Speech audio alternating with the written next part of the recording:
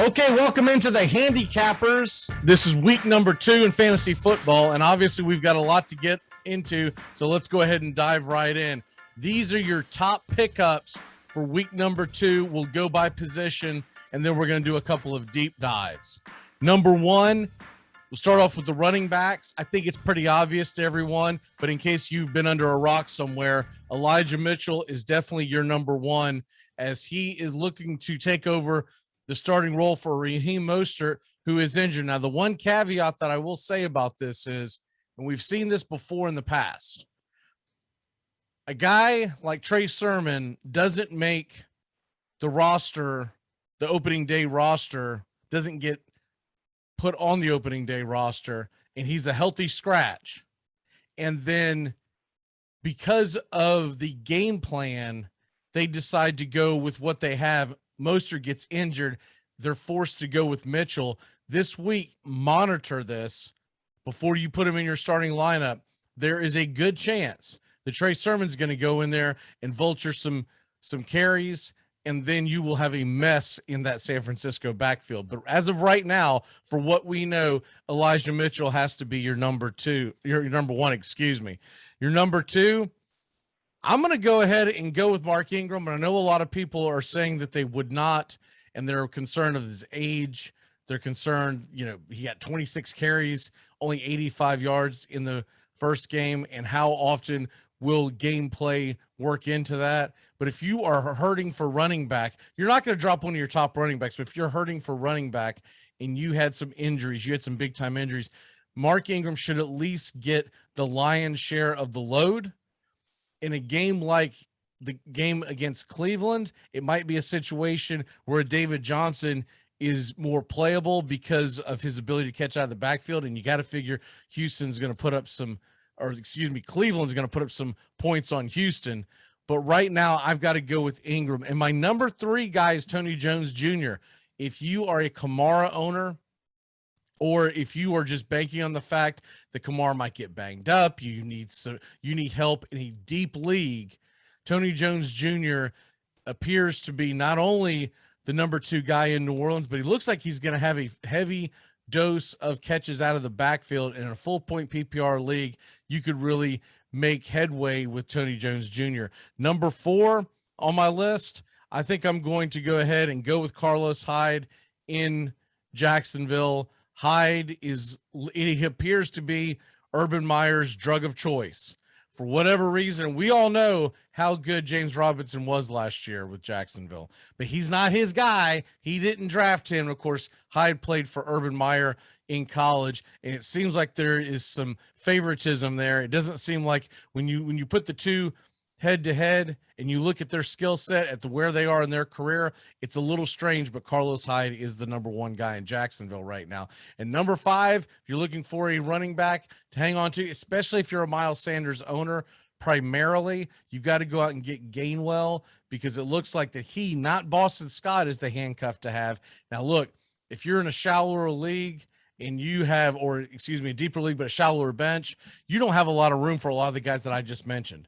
Don't go out there and blow your fab budget the first week, or go out there and rush to these, because there's no one out there on the list that I just mentioned that looks like they're going to be the stalwart going forward. They're just grabs to have for depth on your bench in deeper leagues, or in deeper leagues where you have a very shallow bench and you don't have anything you might be looking to pick up. But we're talking about in 8 to 10 man leagues, these guys are probably flying under your radar. But in leagues that are 12, 14 plus, shallow benches, a lot of those leagues only have 4 or 5 guys on their bench. You need depth, and that's what we're looking at here. Wide receiver. Now, this is a very tricky one, and a lot of people are out there wondering which way to go, and I'm only going to mention guys who are rostered well below 70%. We know that people have dropped the Brandon Ayuks. We know people have dropped the Antonio Browns. But I'm talking about guys who are looking at who are actually available in leagues. So I'm not going to waste your time. Obviously, if you can go out and get Antonio Brown, go out and get Antonio Brown. He's a good depth guy. I don't think he's going to nearly put up what he put up in week 1. I think that's going to be a game by game, but that's what Tom Brady's MO has always been, right? He goes out and he hits the open man. He doesn't care about your fantasy football team. And that's why having any of these guys are kind of a nightmare when you're talking about the running back situation and the wide receiver situation in Tampa Bay. As for that matter, Gronk is not a tight end that I think I can trust week in and week out because he's going to be very touchdown dependent. All right. Looking at the wide receivers right now, when you look at guys who are available out there, who are rostered under 70%, I like to push closer to around 50 to 60% because those are more likely to be out there. Christian Kirk and Rondale Moore are two of the top guys on your list. Arizona is going to be throwing a ton. Christian Kirk, he had the better day. I think Rondale Moore is actually the better play. Rondale Moore, at this point in his career, is a guy that is ready to take off, and you got to like Christian Kirk a little over him. Zach Pasquale, he's another one that a lot of people are running out there too, and I do like his prospects. I think he's on a team that's going to be down pretty consistently. So Zach Pasquale is right there in my top 3, and I'm actually going to slide Pasquale up because with the other two guys being on the same team, you got to go Pasquale, then Moore, then Kirk. Those are my top 3. And to round them out today, I'm going to say that there's a couple of interesting gets out there. And one of them is Rager of Philadelphia. You're looking at a team that is probably going to be passing a little more. He had 6 targets. He had 49 yards and a touchdown. Now, he may be a little touchdown dependent, so you don't necessarily want to go crazy with him. Don't blow your fab budget on him. Same thing with Shepard for the Giants. Shepard had a great game, but we've seen this act before where he'll have good games and he'll have bad games. I do believe he is going to benefit immensely with Golladay going from Detroit to New York. So I do believe he's going to be a guy that's going to really take off, but I don't believe he's someone that week in and week out you're automatically going to be able to start. In fact, I don't even know if you can start him this week because he's going to be at Washington on a short week. That could be a tricky start to put him out there. Terrace Marshall Jr., get him now because he is a guy that they're working into the game plan. He is a guy that had 6 targets. He only had 3 catches, 26 yards, so he's kind of under the radar. But if you watch the game, he is a guy that they are working towards. I do believe this is a team that's going to air it out, and having the 3rd wide receiver in that offense, as crazy as that may sound, could still be beneficial in your deeper leagues. We'll throw a couple more out at you. Sammy Watkins, he looks like that he's going to be heavily involved in the Baltimore offense, and they're going to have to find a way to move the ball that isn't just Lamar Jackson's legs. So you like him. And then one more guy that a lot of people are high on. It's between KJ Hamler and Patrick. I kind of lean Patrick, but a lot of people are out there with Hamler, mainly because of his athletic ability.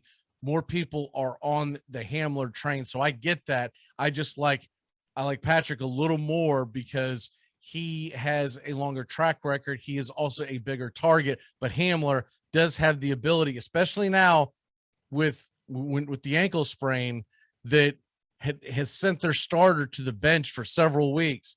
Hamler is a guy that could benefit you mightily. All right. And now we're going to go to the quarterbacks because the quarterbacks right now, there are some very interesting options for week number 2. These are streaming options. And I don't know if I blow any fab budget on a quarterback that's out there, but these are guys that after the dust is cleared, don't worry about your fab. Get up Wednesday morning, Thursday before the game, see what your options are in your league. These are some guys that you can really might have a pretty darn good day for fantasy-wise. One of the more popular pickups is going to be your Matt Ryans and your Joe Burrows, but they are rostered in over 70% of leagues. Burrow is at 85%, so you're probably not going to be able to grab Burrow in most leagues. If he's available, he's a very good start. Another one that I like, Ben Roethlisberger. He's at home against the Raiders. The Raiders are going to be on a short week. Now, look, he only had 188 yards and a touchdown, but he was on the road in Buffalo. He's going to be at home. We all know he plays much better at home, and Ben Roethlisberger at home against the Raiders this coming Sunday, and he will be at home against the Bengals the following Sunday. Two defenses that you'd like to have that matchup. If you've got some tough matchups with your quarterbacks, go ahead and grab Ben Roethlisberger for a good streaming option. Another good streaming option, let's face it, Jacksonville's defense looked terrible. Teddy Bridgewater should put up some decent numbers. He's not someone you're going to go out there and wreck your entire roster for, but he had 264 yards, 2 touchdowns, 36 pass attempts, 28 completions, and this is from a guy who went into New York and played the Giants defense, which is much better than the Jacksonville Jaguar defense. If you don't believe me, ask Tyrod Taylor. So those are a couple really good streaming options, and I'll throw one more out at you because I do believe there's going to be a lot of catch up, and it's not one of the more daunting defenses. So let's go ahead and say Jared Goff. Jared Goff had 338 yards and 3 touchdowns and an interception, but he scored a lot of points if you had him in fantasy.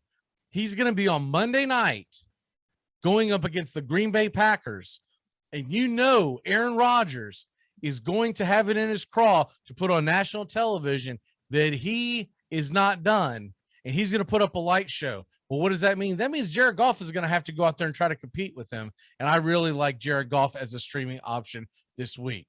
We will do some of these for DFS later on down the road this week. The DFS will probably hit Friday. So those are my picks for the week. Real quick with the tight end, if you're looking for something to stream that you might get lucky with, keep an eye on the starting quarterback position in Chicago. Because if they get their head out of their ass and they put Mr. Fields in there, Cole Kmet is a guy that could have a really big game against Cincinnati at home. But if he is not available, or if Andy Dalton's going to be behind center, I do not like that play. So one other one that you may like that could pay big-time dividends, remember the Dallas Cowboys got burned. They got burned by the tight end position in week 1. Well, guess who the Dallas Cowboys play in week number 2? They play Jared Cook and the LA Chargers. They're going to be at home. Cook should have a big day. And Cook, who had 8 targets in week 1 and is only owned in 26% of all leagues. If you're looking for a defense to stream, the one that you like, one that's lowly, that is at the low end as far as ownership, one of the more intriguing ones to me would be the Cincinnati defense. If Dalton is a go, Cincinnati defense had a decent game the other day, and they are going to be in Chicago playing Andy Dalton. They had 3 sacks. They had a fumble recovery. This could be a sneaky play if you are like me and you wait until the very last dog is dead to go ahead and draft a defense. Then, hey, you might be out there streaming defenses. I do it all year long and have great success with it. You don't have to have a top defense drafted, because look at the defense that Cincinnati put out there in week number 1 versus what Baltimore, that everyone drafted in the first, top 5 picks. Look what happened in week 1. Cincinnati outscored them. And those types of opportunities will be out there all year long. There will be people in your league that will get frustrated with their defense, and they finally realize, I don't need 2. What the hell am I doing with 2? And they'll start dropping them. Just pay attention to your waiver wire. There's always a defense out there to be had. And as far as kicker goes, we don't talk kickers because it's just a crapshoot. Throw a dart against the wall and see which one lands. We will see you next week on Tuesdays for the waiver wire watch here with the Handicappers on the Armchair Quarterbacks YouTube channel. Please like and subscribe today. It's how we get this thing going. And we will have much more content throughout the week. And, of course, remember, Handicappers comes on 10 a.m. to noon Eastern every Sunday here on a YouTube channel. And we have the whole gang of guys. There's 6 of us, and we debate who to start, who to sit. We talk DFS, and we talk one of the most important things in the world of sports, and that's your betting line. We'll see you on the next episode of the Handicappers here on the Armchair Quarterbacks YouTube channel.